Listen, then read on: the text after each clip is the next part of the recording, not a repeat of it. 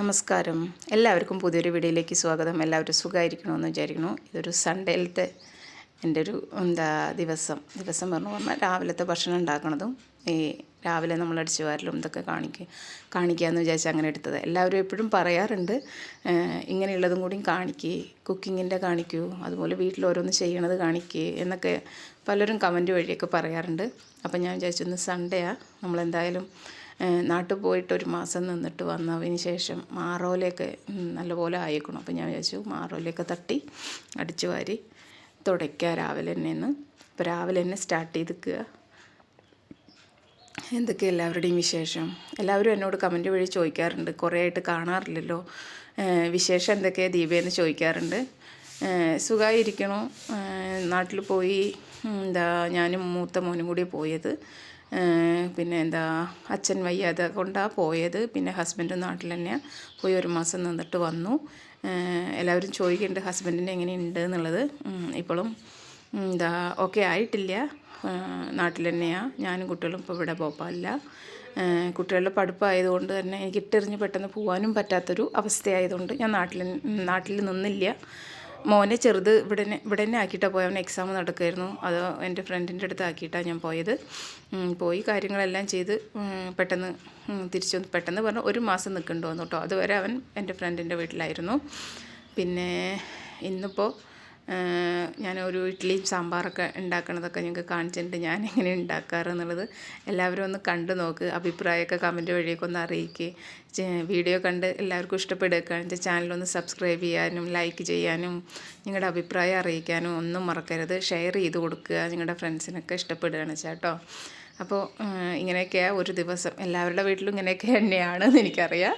എന്നാലും എല്ലാവരും പറയാറുണ്ട്, അധിക പേരും പറയാറുണ്ട്, ദീപ വീട്ടിൽ എന്തെങ്കിലും ചെയ്യണതും മറിച്ച് കുക്കിങ്ങിൻ്റെയൊക്കെ ഇടുന്നു. വീഡിയോ പിടിച്ചു തരാൻ പിള്ളേർ ക്ലാസ്സിലൊക്കെ പോയാലേ വീഡിയോ ഒക്കെ ഇങ്ങനെ എടുത്തു തരാൻ ആരും ഇല്ലാത്തതുകൊണ്ടൊക്കെ ഞാൻ അധികം ചെയ്യാത്തത് കേട്ടോ. അപ്പോൾ എന്തായാലും ഇതൊന്ന് നിങ്ങൾ എങ്ങനെയാണെന്നുള്ളതൊന്ന് പറയണേ. എണ്ണ ഒഴിച്ചിട്ടുണ്ടേ, നമുക്കതിലേക്ക് കായം ഇട്ട് കൊടുക്കുക. കായത്തിൻ്റെ പൊടി ഉണ്ടെങ്കിൽ നിങ്ങൾ ഇതുപോലെ ചെയ്യേണ്ട ആവശ്യമില്ല. കായത്തിൻ്റെ പൊടിയില്ല, കട്ടയാണെന്നുണ്ടെങ്കിൽ തീർച്ചയായും എണ്ണയിലൊന്ന് വറുത്ത് കോരണം കേട്ടോ. എന്നിട്ട് നമുക്കത് പൊടിക്കണം. സാമ്പാറിൽ കായില്ലാതെ സാമ്പാറിന് ടേസ്റ്റ് ഉണ്ടാവില്ല. ഒരു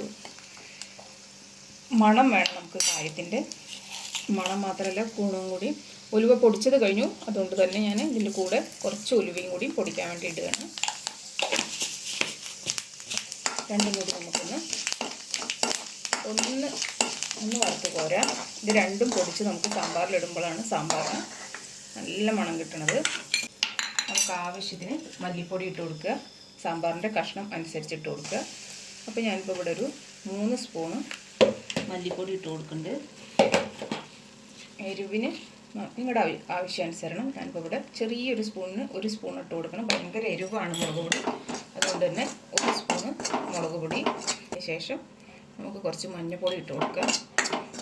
ഇനി നമുക്ക് നല്ലപോലെ ഒന്ന് മിക്സ് ആയതിന് ശേഷം നമുക്ക് കുറച്ച് സാമ്പാർ പൊടി, ഒന്നുമില്ലെങ്കിൽ നിങ്ങൾക്ക് ഇതിലിട്ട് കൊടുക്കുക. അല്ലാന്നുണ്ടെങ്കിൽ സാമ്പാർ നമ്മൾ പുളിയൊക്കെ ഒഴിച്ച് വേവണ സമയത്ത് ഇട്ട് കൊടുത്താൽ അതിൻ്റെ ഒരു മണം വേറെ നിൽക്കും കേട്ടോ. ഞാനപ്പോൾ ആ സമയത്ത് കുറച്ച് സാമ്പാർ പൊടി ഇട്ട് കൊടുക്കും. വറുക്കണത് ഇത് മാത്രമാണ്. പരിപ്പ് വേവിച്ചിട്ട് ഞാനിതിലേക്ക് കഷ്ണങ്ങൾ ഇട്ടിക്കുകയാണ്. നമ്മുടെ മത്തങ്ങ, കുമ്പളങ്ങ, ക്യാരറ്റ്, ഉരുളക്കിഴങ്ങ്, ഉള്ളി, തക്കാളി ഇതെല്ലാം കൂടി ഇട്ട് വെച്ചിരിക്കുകയാണ്. പരിപ്പ് വേവിച്ചതിന് ശേഷം കേട്ടോ. പരിപ്പ് അടിയിലുണ്ട്, അപ്പോൾ അതൊന്നും ഞാൻ നിങ്ങൾക്ക് കാണിച്ചിട്ടില്ല. അതിന് ശേഷം ഞാൻ ചെയ്യണത് പോലെ കാണിച്ചു തരികയാണ്. പരിപ്പ് വേവിച്ചതിന് ശേഷം കഷ്ണം ഇട്ടു. കഷ്ണം വേവിക്കാതെ തന്നെ നമ്മൾ മല്ലിപ്പൊടിയും മുളക് പൊടിയും വറുത്തിടുകയാണ്. നമ്മുടെ കായവും ഉലുവയും ഇപ്പോൾ പൊടിച്ചിടില്ല, ലാസ്റ്റാണ് പൊടിച്ചിടുക. ഇനി ഇതിൽ പാകത്തിന് ഉപ്പിട്ടിട്ട് നമുക്ക് വെള്ളം ഒഴിച്ച് വേവിക്കണം. പാകത്തിന് ഉപ്പിടുക.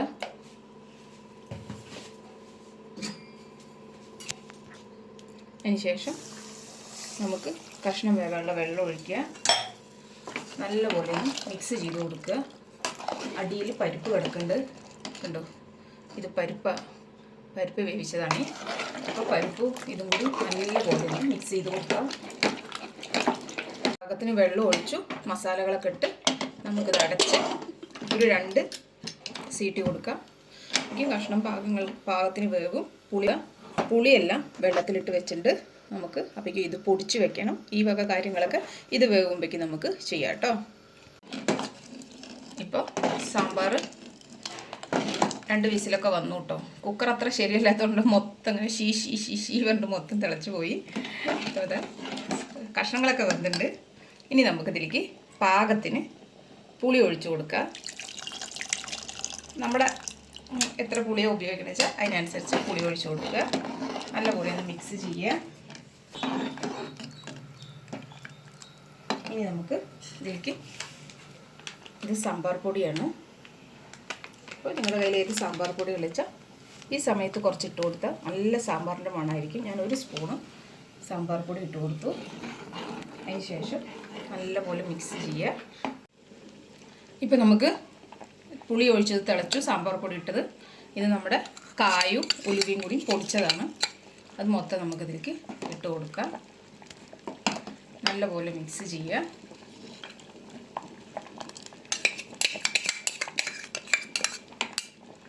നമ്മൾ കായ ഉലുവ ഇട്ട് കൊടുത്തു, സാമ്പാറായി. ഇനി നമുക്ക് ഇത് ഇറക്കി വെച്ചിട്ട് നമുക്കതിൽ കടുക് തളിച്ച് ഒഴിക്കണം. കുറച്ച് ഓയിൽ ഒഴിക്കുക. ഏത് എണ്ണ വെളിച്ചെണ്ണ വെച്ചാൽ വെളിച്ചെണ്ണ ഏതാണെന്ന് വെച്ചാൽ ഒഴിക്കുക. നമുക്കതിലേക്ക് എന്താ പറയുക, കപ്പലമുളക് ഉണ്ടെച്ചാൽ കപ്പലമുളക് ഇട്ട് കൊടുക്കുക. ഉലുവ, കാരണം നമ്മൾ പൊടിച്ചിട്ട കാരണം കൂടുതൽ ഉലുവ ഇടരുത്, കാരണം കയ്പ്പ് രസം വരുള്ളൂ. ഇപ്പോൾ നമ്മുടെ ഉലുവ പൊട്ടിത്തെറിച്ചു. ഈ സമയത്ത് നമ്മൾ കടുക് ഇട്ട് കൊടുക്കുകയാണ്. കടുകൊക്കെ നല്ലപോലെ പൊട്ടിത്തെറിച്ചു. ഇനി നമുക്ക് കറിവേപ്പില ഉണ്ടെച്ചാൽ കറിവേപ്പിലയുടെ എൻ്റെ കറിവേപ്പില ഇല്ലാത്ത കാരണം ഉണ്ടാകത്ത് കേട്ടോ. നമ്മുടെ സാമ്പാറിലേക്ക് ഒഴിച്ച് അപ്പോൾ സാമ്പാർ റെഡിയായി. ഇഡ്ഡലിയുടെ കൂടെയും ദോശയുടെ കൂടെയും ചോറിൻ്റെ കൂടെയും ഒക്കെ കഴിക്കാൻ നല്ല അടിപൊളി സാമ്പാറാണ് കേട്ടോ. നമുക്ക് ആദ്യം നമ്മുടെ തട്ടിലെല്ലാം ഓയിൽ കുറച്ച് തേക്കുക. വെളിച്ചെണ്ണയോ നെയ്യോ ഏത് ഓയിലോ നിങ്ങളുടെ കയ്യിൽ വിളിച്ചാൽ അത് ഇത്തിരി തേക്കുക. അപ്പോൾ പെട്ടെന്ന് ഇളകി വരും കേട്ടോ. ഇന്ന് ഇഡ്ഡലിയും സാമ്പാറുമാണേ.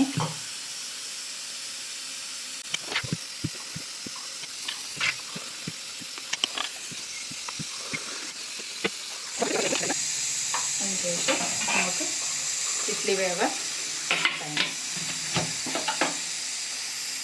ഇപ്പോൾ ഇഡ്ഡലി റെഡിയായിട്ടുണ്ട്. അപ്പോൾ ഇഡ്ഡലി സാമ്പാറൊക്കെ റെഡിയായി. അപ്പോൾ ഞാൻ നിങ്ങൾക്ക് നല്ല സോഫ്റ്റ് ഇഡ്ഡലിയാണ് ഇത് കാണിച്ചു തരുന്നത് കേട്ടോ. ഇതുപോലെ ഉണ്ടാക്കി നോക്ക്.